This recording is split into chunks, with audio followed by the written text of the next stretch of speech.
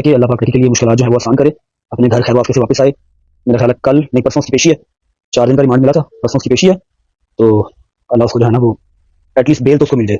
उम्मीद तो मुझे है कि उसको परसों बेल मिल जाएगी, खैर से अपने घर जाए, बेल मिल जाए। आगे केस चलो चलता रहेगा, वो तो फाइट करना ही पड़ेगा। सबसे मेन चीज कि हमारे वो भाई हैं और इस वक्त जो है ना वो उन पे मुश्किल वक्त चल रहा है, तो अल्लाह ताला सबसे पहले तो उनकी मुश्किल आसान करे। लेकिन अगर आप कहेंगे इस बारे में हम कोई राय क्यों नहीं दे रहे, क्योंकि हमें जो है वो डीप डाउन पता ही नहीं है उस चीज का कि एग्जैक्टली हुआ क्या है। हमारा भाई है, हम उसके साथ हैं और इंशाल्लाह वो निकल आएगा इस चीज से। बस आप दुआ करें, 2-3 दिन 4 दिन जितना भी टाइम लगता है, अदालत उस चीज को क्लियर करेंगे। डक्की भाई की गिरफ्तारी के बाद रजब भट्ट डक्की भाई के लिए खड़े हो गए। डक्की भाई ने तो आज तक रजब भट्ट के लिए एक लफ्ज न कहा, लेकिन रजब भट्ट ने वाकई दोस्ती का पास रख लिया। रजब भट्ट ने कहा कि डक्की बहुत जल्द वापस आ जाएगा और जो कुछ भी हो रहा है उसको अब तक आ जाना चाहिए था।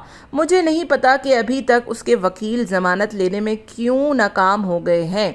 डक्की भाई को अगर पकड़ा है तो उन तमाम लोगों को भी पकड़ा जाए जो पीएसएल में क्रिकेटर्स बनकर और क्रिकेटर्स के तौर पर ये तमाम बैटिंग ऐप्स को प्रमोट करते रहे और शर्ट्स पर 1xBet इतना बड़ा बड़ा लिखा होता है।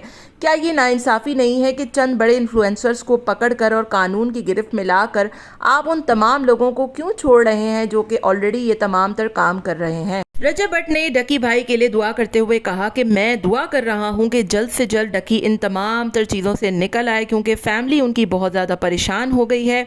और तो और उनकी खुद उनकी वालदा से बात हुई है, तमाम तर बातें, उनकी वालदा बहुत परेशान है। रजब भट्ट ने डक्की भाई के लिए खुसूसी तौर पर दुआ की अपील की है और कहा है कि उम्मीद करता हूँ कि अगली जो पेशी होगी उसमें डक्की भाई बाहर आ जाएगा।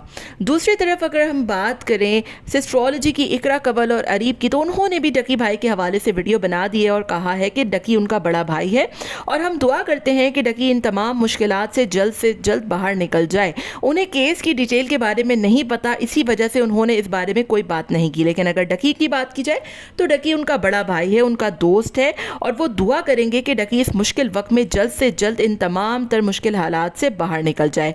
हमारे कानून नाफिज करने वाले इदारे इतने कमज़ोर नहीं है किसी बेगुनाह को इस कदर सज़ा दे दें। ठीक है, डक्की से गलती हुई है और हर इंसान से गलती हो जाती है। सो एस्ट्रोलॉजी की इकरा कवल ने तमाम तर वो वीडियोस जिसमें बैटिंग ऐप्स की प्रमोशंस की जा रही थी डिलीट कर दी है और साइबर क्राइम इन्वेस्टिगेशन यूनिट के सरबराह और डायरेक्टर ने भी इस बात की तस्दीक कर दी है कि इस पूरे केस में कोई भी खवातीन या खातून का नाम शामिल नहीं है। अभी उन्होंने सारे मर्द हजरात यानी मेल से इन तमाम तर चीज़ों को स्टार्ट किया है और इसकी गिरफ्त में बहुत बड़े बड़े नाम भी शामिल हैं। उन्होंने इस बात का इशारा भी दिया जो गलत काम करेगा वो फंसेगा, यानी कि गैम्बलिंग एप्लीकेशंस की जो प्रमोशन करेगा वो यकीनी तौर पर कानून के दायरे कार में आएगा, चाहे वो क्रिकेटर हो, यूट्यूबर हो, अदाकार हो या कोई भी हो। एनीवेज, आपका इन दोनों के इस बारे में क्या ख्याल है, राय के बारे में ज़रूर बताइएगा। मिलते हैं नेक्स्ट वीडियो में। Till then take care, tata bye bye, अल्लाह हाफिज़।